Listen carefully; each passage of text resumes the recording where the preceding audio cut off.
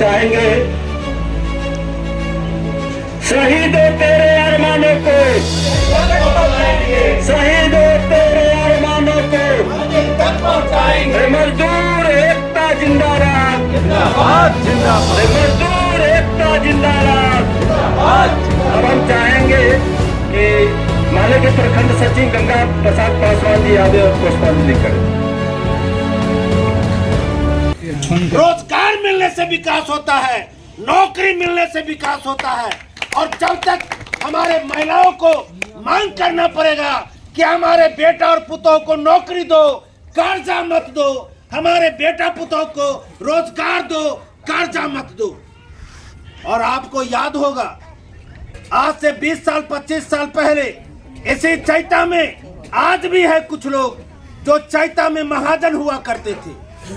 लोग जमीन बंधक रख करके, जेवर बंधक रख करके अपने आवश्यकता की पूर्ति करने के लिए महाजन से सूद पर पैसा लिया करते थे। आज महाजनी प्रथा बंद हुई और आज महाजन का काम कौन कर रहा है? सरकार कर रही है।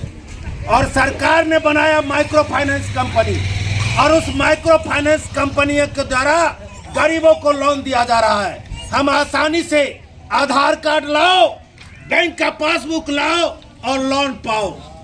हमको आसानी से लोन मिल जा रहा है और उस लोन का परिणाम ये हो रहा है कि आप जाकर के देखिए अनगार में 6-7 परिवार वो अनगार छोड़ दिया है। लोन इतना उस पे हो गया कि अनगार छोड़ दिया है। मोहम्मदन परिवार है, आप जाकर के देखिए दसुआ में डोनिया परिवार है।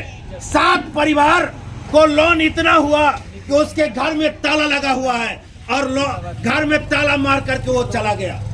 आज हमारे पंचायत बिरनावा में रामूटोल में देखिए पासवान जी का 4 परिवार है जिसके घर में ताला लगा हुआ है और वो घर छोड़ करके भाग गया। यही है विकास। लोन दे करके विकास होता है, रोजगार और नौकरी दे करके विकास होता है।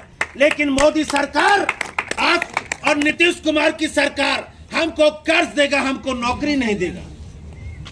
आज पूरे बिहार में एक भी नौकरी नहीं है। पूरे भारत देश के अंदर एक भी नौकरी नहीं है। सब ठेका पर बहाली है। ठेका पर जिस तरह रोड बनाने के लिए ठेकेदारी होता है, रोड का काम खत्म, मजदूरों का काम खत्म, उसी तरह इस सरकार ने नौकरी के नाम पर ठेका पर बहाली कर रहा है। जितना ग्राम सेवक है ठेका पर बहाली है, कलर किरानी है ठेका पर बहाली है, डॉक्टर है, कंपाउंडर है, नर्स है ठेका पर बहाली है, चपरासी है ठेका पर बहाली है। एक को भी नौकरी नहीं मिल रहा है। तो जो नौकरी खा गया हो और वो कह रहा है हम विकास कर रहे हैं, जो रोजगार खा गया हो और वो कह रहा है हम विकास कर रहे हैं। आपको जियो टैग करने में 500 से 1000 रुपया लिया गया कि नहीं लिया गया? 500 से 1000 रुपया जियो टैग में लिया गया कि नहीं लिया गया?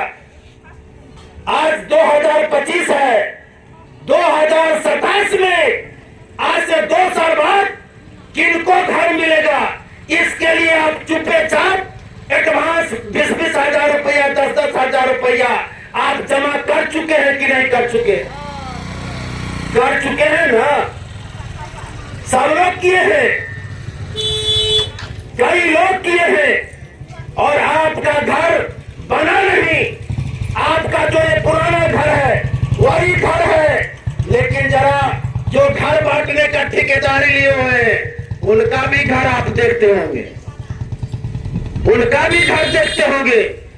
एक विद्वान ने कहा मेहनत और ईमानदारी से एक आदमी का मूलभूत 5 आवश्यकता होता है: रोटी, कपड़ा, मकान, शिक्षा और स्वास्थ्य।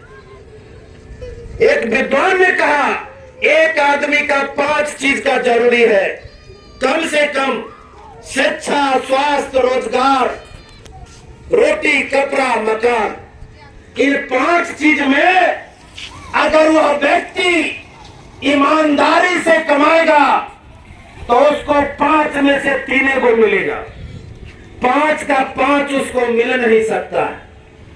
अगर रोटी कपड़ा मिल जाएगा तो मकान नहीं मिलेगा, अगर मकान और कपड़ा मिल जाएगा तो रोटी नहीं मिलेगा। देखा कि पिछले दिनों भारत के संविधान बदलने की ये चर्चा कर रहे थे कि जो ही 400 लोकसभा सीट मिल जाएगा भारत का संविधान बदल देंगे, बाबा साहब अम्बेडकर का संविधान बदल देंगे। अभी लोकसभा में उसके जो गृह मंत्री है अमित शाह, उसने क्या कहा, जितना इस देश का गरीब कुचला दबा हुआ लोग अम्बेडकर अम्बेडकर अम्बेडकर अम्बेडकर अम्बेडकर का नाम लेता है, उतना यदि भगवान का नाम लिया हुआ होता तो वो स्वर्ग मिल जाता, 7 जन्मों तक स्वर्ग मिल गया रहता।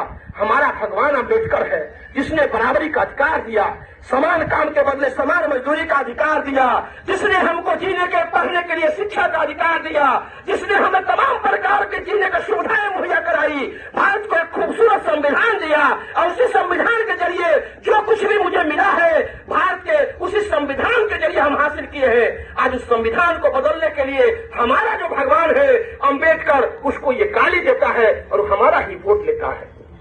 आपको साथी ने बतलाया कि अभी महिला जागरूकता के महिला संवाद करते लिए लोग फिर रहे हैं, गरीबों की बस्ती को टारगेट कर रहे हैं, वो मुसहर टोली को, वो राम टोली को, वो दलितों की बस्ती को, वो पिछड़े समुदाय की बस्ती को, अत्यंत पिछड़े समुदाय की बस्ती को टारगेट कर रहे हैं। और वहाँ की महिलाएं अनपढ़ हैं, वहाँ की महिलाएं बहुत पढ़ी लिखी नहीं है, राजनीति के जानकार नहीं है, उनको उस बात को गिनाया जा रहा है। हम पूछना चाहते हैं, जवान हो गया, आज उसकी शादी ब्याह हो गई, आज उस बच्चेदार होने बाल बच्चे बाल होने वाला है, ये 20 साल में उसको परदेश क्यों जाना पड़ रहा है नीतीश जी?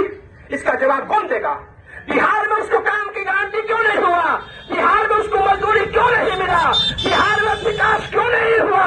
आज वो जानवर की तरफ उससे परदेश क्यों जा रहा है? इसका जवाब कौन देगा?